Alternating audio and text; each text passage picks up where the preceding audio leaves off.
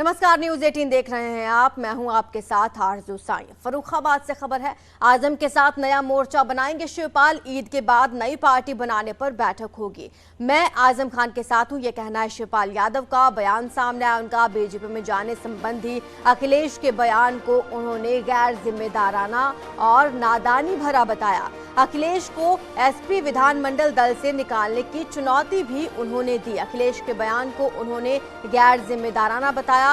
आपको बता दें, आजम के साथ नया मोर्चा बना सकते हैं शिवपाल, क्योंकि आजम खान के साथ उन्होंने सीतापुर जेल जाकर मुलाकात भी की। करीब 1.5 घंटे तक उनकी मुलाकात चली। अब हो सकता है ईद के बाद नई पार्टी का ऐलान कर दिया जाए। इसके साथ अखिलेश यादव पर भी निशाना साधते हुए नजर आए शिवपाल यादव। उन्होंने उन्हें विधानमंडल से निकालने की चुनौती तक दे डाली है। आजम के साथ नया मोर्चा बना सकते हैं शिवपाल। कहा कि मैं आजम खान के साथ हूं।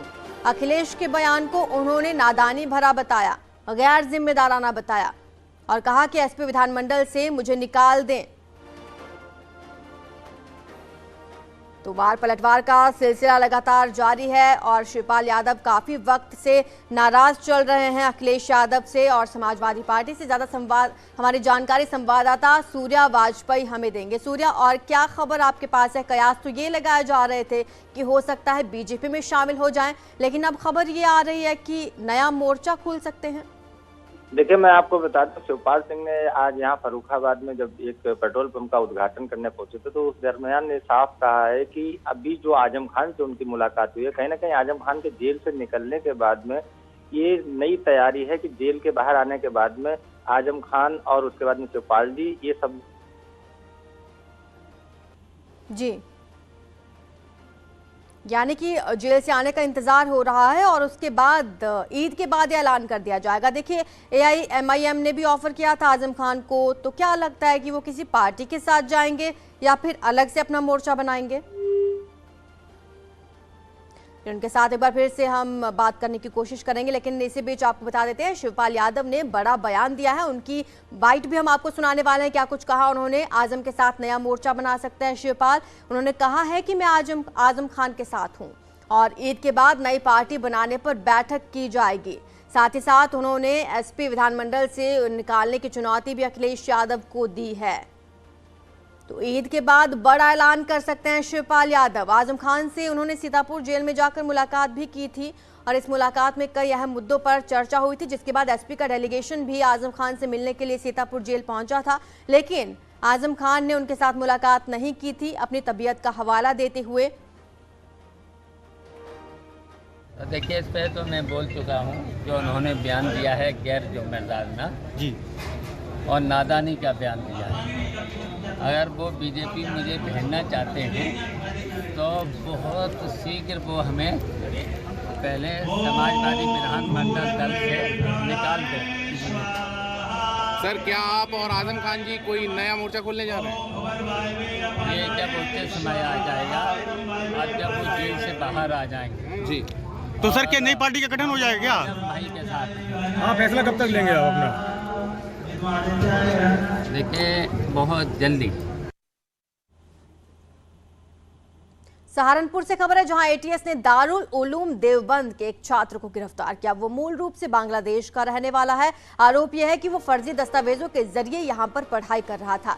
छात्र का नाम तलहा तारुल कदार बिन फारूक बताया जा रहा है। उसके पास से कुछ किताबें भी मिली हैं और ऐसी सूचना है जिसमें जिहाद से संबंधित आपत्तिजनक बातें लिखी हुई हैं। इसके अलावा ये भी पता चला है कि वो कुछ समय पहले पाकिस्तान भी गया था और वहां पर उसने ट्रेनिंग भी ली थी। एटीएस की टीम और पुलिस तलहा से लगातार पूछताछ कर रही है। साथ ही वो किन किन लोगों के संपर्क में था, इसकी भी जांच अब तेज कर दी गई है। सहारनपुर के देवबंद में एटीएस को एक बड़ी सफलता हाथ लगी है। आपको बता दें, सहारनपुर के दारुल उलूम में से 2 छात्रों को एटीएस ने देर रात लगभग 1:30 बजे के आसपास हिरासत में लिया है और वहीं जब उनसे पूछताछ की गई तो एक छात्र जो आसाम का बताया जा रहा है वो है अपने कागज़ दिखाने के बाद उससे संतुष्ट होने के बाद उसको छोड़ दिया गया। वहीं दूसरा छात्र जो 2018 से देवबंद के दारुल उलूम में रह रहा था वह अपने कागजात प्रॉपर नहीं दिखा पाया और सवालों का जवाब भी ठीक से नहीं दे पाया।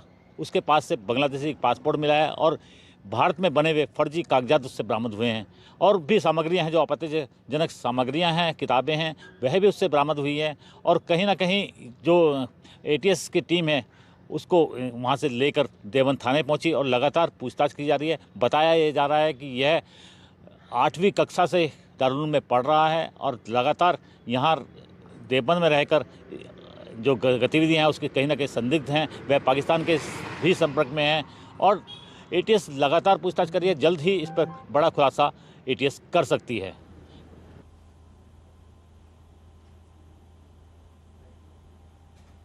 तो आपको बता दें कि आगरा में हिंदू संगठनों ने DRM ऑफिस पहुंचकर हनुमान चालीसा का पाठ किया। ये लोग राजा मंडी रेलवे स्टेशन के प्लेटफॉर्म नंबर 1 के पास स्थित चामुंडा देवी मंदिर को हटाने का नोटिस दिए जाने से नाराज हैं।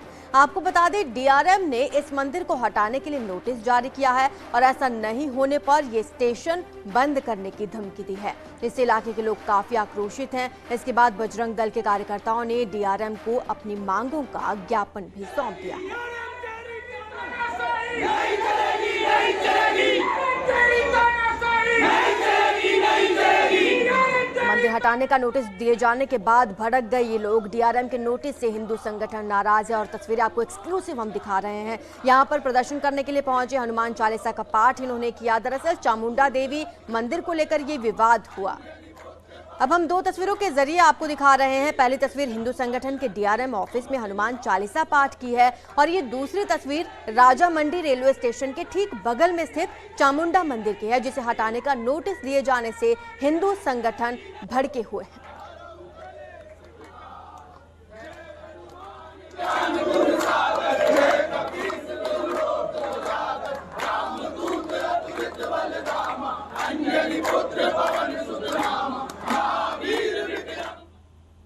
बांदा से खबर है जहां बीजेपी नेता की खुदकुशी का मामला है। आरोपी पति को पुलिस ने गिरफ्तार कर लिया है। मृतक श्वेता सिंह गौर का पति है दीपक सिंह और पति दीपक सिंह ने श्वेता को जान से मारने की धमकी दी थी। टुकड़े टुकड़े कर मार डालने की धमकी दी गई थी पति द्वारा और अब आरोपी पति को गिरफ्तार कर लिया गया है। लगातार उससे पूछताछ की जा रही है। बीजेपी नेता की खुदकुशी का ये मामला है। फंदे से लटकी हुई लाश मिली थी। अब आरोपी पति को पुलिस ने गिरफ्तार कर लिया। आपको बता दें कि एक वीडियो भी सामने आया था जिसमें वो बीजेपी नेता को धमकी देता हुआ नजर आया।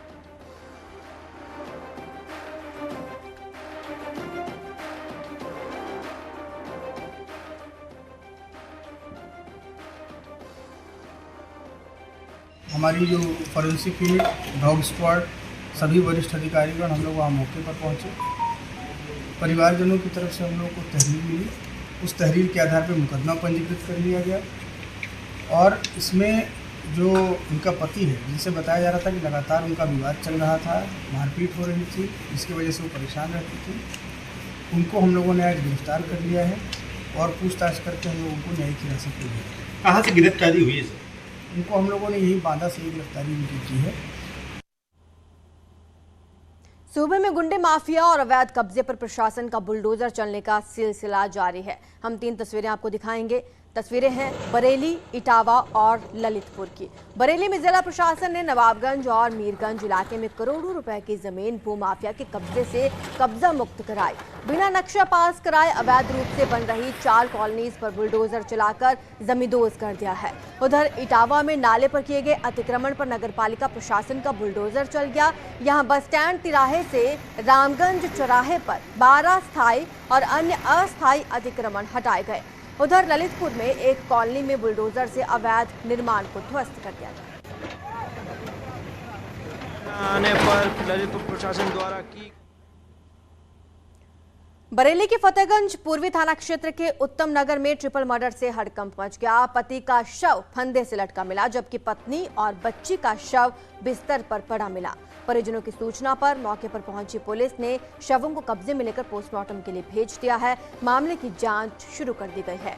पुलिस के मुताबिक पहली नजर में ऐसा लगता है कि रामप्रकाश ने पत्नी और बच्ची की हत्या की, जिसके बाद खुदकुशी कर ली। पुलिस ने जांच में मदद के लिए फॉरेंसिक टीम और डॉग स्क्वाड को भी मौके पर बुला लिया ताकि घटना के हर पहलू की जांच की जा सके। जो मृतक है, उनका बेटा है, उसके द्वारा आत्महत्या की गई और मरने से पहले उसके द्वारा संभवतः जो बच्ची है और पत्नी है उनको मारा गया है। तो इस पूरे प्रकरण में पुलिस के द्वारा पोस्टमार्टम की कार्रवाई कराई जा रही है और जो भी तथ्य परिवार के द्वारा सामने आएंगे उनके आधार पर इसमें कार्रवाई की जाएगी। और जो परिवार है उसकी जो माँ है और उसका जो भाई है उनके द्वारा मौके पर दरवाजे को तोड़कर फोर्स एंट्री कमरे में की गई और उसके बाद ये जो तीनों वहाँ मृत पाए गए। तो पुलिस के द्वारा इसमें आवश्यक कार्रवाई की जा रही है। और यहाँ रुकेंगे छोटे से ब्रेक के लिए, जल्द हाजिर होंगे। हेलो एंड वेलकम टू जेपे and news 18 network present crypto की समझ के इस एपिसोड में आप सबका स्वागत है। आइए आपको बताते हैं क्रिप्टो जगत से जुड़ी कुछ खास खबरें। आईएमएफ चीफ ने क्रिप्टो करेंसी को लेकर भारत के दृष्टिकोण की सराहना की। IMF managing director Kristalina Georgieva ने पिछले दिनों आईएमएफ प्रेस कॉन्फ्रेंस में क्रिप्टो करेंसी के लिए भारत सरकार के दृष्टिकोण की सराहना की। ग्लोबल इकोनॉमिक सिचुएशन में सुधार लाने में भारत क्या भूमिका निभा सकता है, इस बारे में किए एक सवाल के जवाब में आईएमएफ प्रमुख ने कहा कि भारत पहले से ही एक बहुत ही इंपॉर्टेंट इंटरनेशनल रोल प्ले कर रहा है और ये एक ऐसा देश है जो डिजिटल करेंसीज के फ्रंट लाइन में है। खासतौर पर सेंट्रल बैंक डिजिटल करेंसी जैसे भारतीय लोगों को व्यवसायियों के लिए क्रिप्टो एसेट्स में जोखिम को कम करता है। ये सराहनीय है। आईएमएफ बॉस ने भारतीय वित्त मंत्री निर्मला सीतारमण से मुलाकात की और क्रिप्टो रेगुलेशन जैसे विषयों पर उनसे चर्चा की। भारतीय वित्त मंत्री ने पिछले हफ्ते आईएमएफ की बैठक में क्रिप्टो करेंसी की जोखिमों के बारे में चिंता व्यक्त की। उन्होंने कहा कि उन्हें लगता है कि सभी देशों के लिए सबसे बड़ा जोखिम मनी लॉन्ड्रिंग और आतंकवाद को फाइनेंस करने में इस्तेमाल होने वाली करेंसी को लेकर है। उन्होंने आगे कहा कि इस सिचुएशन को हैंडल करना किसी एक देश के बस की बात नहीं है, इसलिए सभी देशों को इसके लिए साथ में मिलकर काम करना होगा। बाइनेंस ने रशियन इंटेलिजेंस एजेंसी को क्लाइंट इंफॉर्मेशन किया है। रिपोर्ट रॉयटर्स की एक रिपोर्ट से पता चलता है कि दुनिया का सबसे बड़ा क्रिप्टो एक्सचेंज बाइनेंस ने Russian finance intelligence organisation ROSF से अपने क्लाइंट्स के नाम और पते सहित उनके डेटा शेयर किया है। रॉयटर्स ने आरोप लगाया है कि ये कदम सबसे बड़े क्रिप्टो एक्सचेंज प्लेटफॉर्म ने रूस के साथ अपने व्यापारिक संबंधों को मजबूत करने के लिए किया गया है। रिपोर्ट में विस्तार से बताया गया है कि ईस्टर्न यूरोप और रसिया के बाइनेंस हेड ग्लेब कोस्टार्वे ने क्लाइंट डेटा साझा करने के लिए रोस्विन के अनुरोध पर सहमति व्यक्त करते हुए कहा है कि उनके पास इस स्थिति में कुछ और करने का कोई ऑप्शन नहीं है। मामले से वाकिफ एक व्यक्ति ने रॉयटर्स को बताया कि रोस्विन जेल में बंद रूसी विपक्षी नेता एलेक्सी नावाल्नी द्वारा जुटाए गए लाखों डॉलर के बिटकॉइन को ट्रैक करना चाहता है। नावाल्नी के हिसाब से इन डोनेशंस का इस्तेमाल राष्ट्रपति व्लादिमीर पुतिन की सरकार में करप्शन को उजागर करने के लिए किया गया था। अब रोस्विन नावाल्नी के नेटवर्क की जांच कर रहा है। कोस्टारेव ने इस रिपोर्ट पर कमेंट करने से इनकार कर दिया है। हालांकि बाइनेंस ने कहा है कि नावाल्नी के संबंध में रूसी अधिकारियों ने कभी भी कांटेक्ट नहीं किया।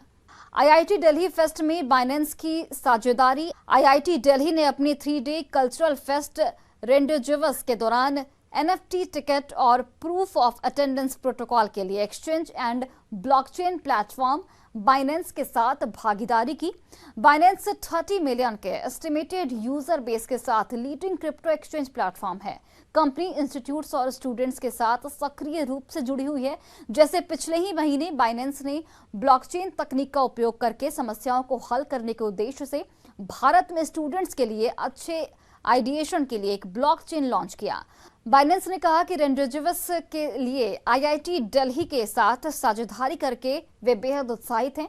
ये एक ऐसा प्लेटफॉर्म है जहां देश भर के सबसे टैलेंटेड टेक स्टूडेंट्स इकट्ठा होते हैं। हम इस बात से खुश हैं कि हमारे इंफ्रास्ट्रक्चर और प्लेटफॉर्म का इस्तेमाल कर स्टूडेंट्स को इंस्पायर और एजुकेट कर पा रहे हैं और Web3, ब्लॉकचेन और क्रिप्टो के बारे में लोगों को जागरूक भी कर पा रहे हैं। बता दें कि NFT टिकट्स कॉन्सर्ट नाइट्स के लिए इशू की गई है। तो क्रिप्टो की समझ के इस एपिसोड में आज के लिए बस इतना ही। क्रिप्टो से जुड़ी कुछ और खबरों और जानकारी के साथ नेक्स्ट वीक फिर से आपसे मुलाकात होगी। Till then take care.